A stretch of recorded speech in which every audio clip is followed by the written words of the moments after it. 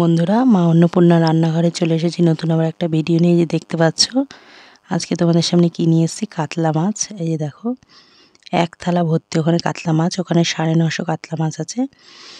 তো আজকে কাতলা মাছ দিয়ে কিছু একটা রেসিপি করব। আর এই যে পেঁয়াজ কেটে টুকরো করে নিয়েছি ডুমো ডুমো করে, আর টমেটো ওখানে একটা গোটা দিয়েছি, ওখানে দুটো পেঁয়াজ আছে, আর টমেটো গোটা দিয়েছি।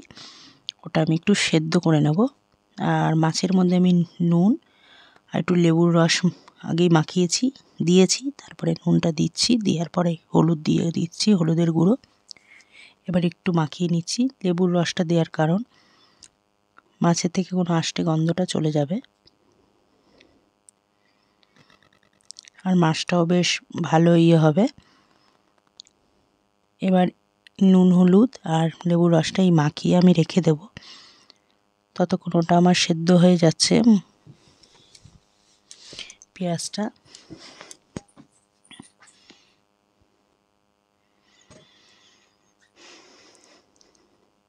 হলুদে একটু শর্ট পড়েছিল, সেই জন্য আরও একটু হলুদ দিয়ে দিলাম। এটা কিন্তু অনেকটা বড় সাইজের কাতলা মাছ। আমি এখানে লেজের দিক থেকে নিয়েছি, মানে অনেকটাই বড় ছিল। আর মাথাটাও নিয়ে নিয়েছি, মাথাটা আলাদা আমি কিনে নিয়েছি, মানে এর সাথে কোনো ওজন না।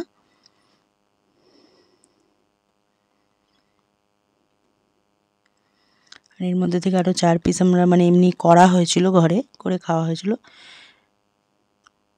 আমি এবার কড়াইতে তেল দিয়ে দিয়েছি। এই যে দেখো, তেলটা বেশ ভালো গরম হয়ে গেছে। আর এই রান্নাটা কিন্তু পুরোটাই সর্ষের তেলে হবে। মাছগুলো এক এক করে ছেড়ে দিলাম। তেলটা কিন্তু ভালো করে গরম করে নিতে হবে। ঢাকা দিয়ে দিচ্ছি।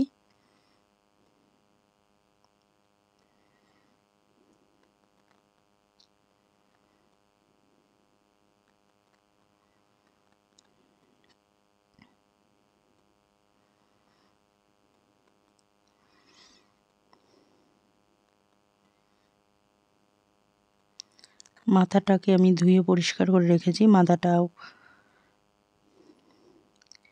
ভেজে নেব।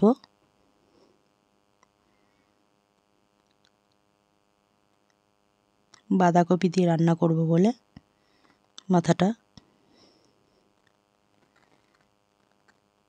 এখন ভেজে রাখছি, কিন্তু মাথাটা আমি এক্ষুনি বাঁধাকপি দিয়ে করছি না, ওটা পরে করব।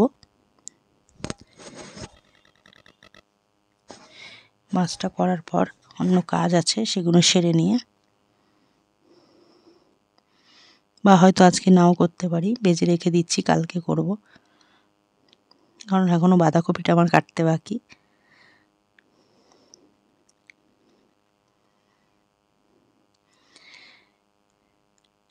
শুকনো লঙ্কা টমেটোটাকে সেদ্ধ করে নিয়েছি। শুকনো লঙ্কাটা আমি মানে গরম জল পুরো ফুটে যাওয়ার পর আমি এই জলের মধ্যে শুকনো লঙ্কাটাকে দিয়েছি। এটা দিয়ে কিন্তু আমি ফোটাইনি, দিয়ে আমি ভিজিয়ে রেখে দিয়েছিলাম। এর মধ্যে কাজু দিয়ে দিলাম, কাজুগুলো আমি ভেঙে নিয়েছি।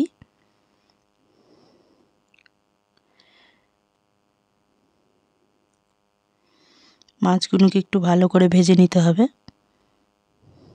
মাছের পিসগুলো খুব মোটা মোটা, দেখতেই পাচ্ছ। আর এই টাইপের মাছের দই কাতলা খুব দুর্দান্ত টেস্টের হয়। দেখো, মশলাটা কিন্তু আমার পেস্ট হয়ে গেছে। মাছও মোটামুটি আমার ভাজা হয়ে গেছে, আমি তুলে নিচ্ছি এই মাছগুলো।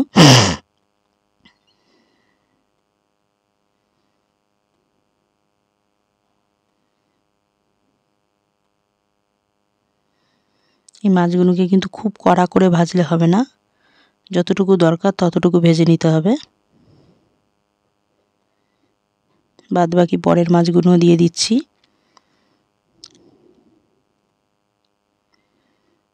ভিডিওটা যদি ভালো লেগে থাকে অবশ্যই চ্যানেলটাকে একটু সাবস্ক্রাইব করে দিও, পেজ থেকে দেখলে ফলো করে দিও।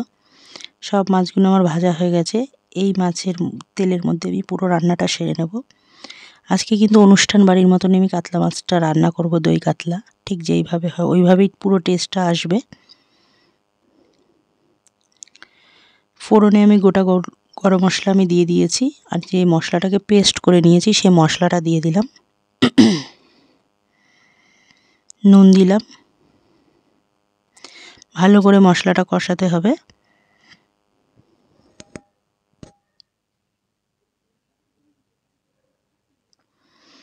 পরিমাণ মতো একটু চিনি দিয়ে দিলাম ব্যালেন্সটা একটু করার জন্য, মানে হাফ চামচ চিনি দিয়েছি।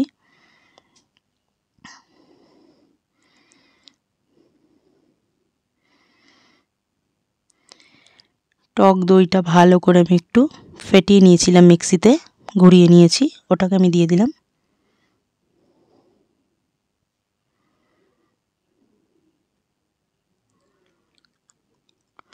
টক দইটা কিন্তু আমি খালি ঘোরাইনি, জল ছড়িয়ে নিয়ে দিয়েছি, ওর মধ্যে কিন্তু দুধ দিয়ে আমি ঘুরিয়ে নিয়েছি।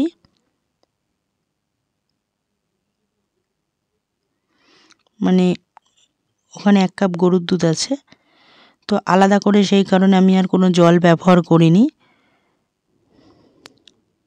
আর সামান্য অল্প একটু হাফ কাপ মতন জল আমি দিয়েছি, একটুখানি দরকার ছিল, ব্যাস। ঝোল কিন্তু আমার পুরো ফুটে হয়ে গেছে। এবার আমি মাছগুলো ভেজে রাখা দিয়ে দিলাম, ভেজে রাখা মাছগুলোকে। তোমরা হয়তো ভাববে যে টক দই তো এমনি জল জল, তা ওর মধ্যে আবার কি দুধ? হ্যাঁ, ওটা আর আমি তোমাদের সাথে দেখাতে পারিনি, ভুলে গেছিলাম।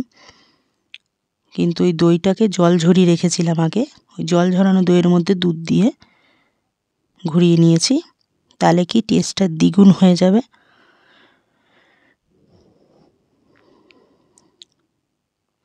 ওপর দিয়ে এবার একটু ঘি দিয়ে দিলাম। এত সুন্দর সেন্ট বেরিয়েছে, খেতেও দুর্দান্ত লাগবে, এই দিয়েই ভাত খাওয়া হয়ে যাবে। ওপর দিয়ে একটু গরম মশলা ছড়িয়ে দিলাম। আজকের কিন্তু আমার দই কাতলাটা কমপ্লিট হয়ে গেছে বিয়েবাড়ির স্টাইলে, মানে যে কোনো অনুষ্ঠান বাড়ির স্টাইলে। এর মধ্যে হলুদ কিন্তু সেই আমি দিইনি, মানে দিয়েছি বলতে মাছের মধ্যে ভাজার সময় দিয়েছিলাম, আর কিন্তু হলুদ ব্যবহার করিনি। তাও দেখো একটা সুন্দর কালার চলে এসছে হলুদে। আর এখানে কোনো গুঁড়ো লঙ্কা বা গুঁড়ো কিছু ব্যবহার করিনি, সব বাটার ইয়েতে।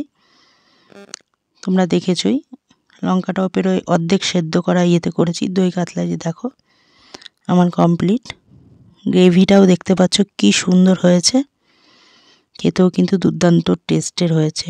অবশ্যই চ্যানেলটাকে একটু সাপোর্ট করো, চ্যানেলের পাশে থেকো, আর বেল বাটনটা বাজিয়ে দিও।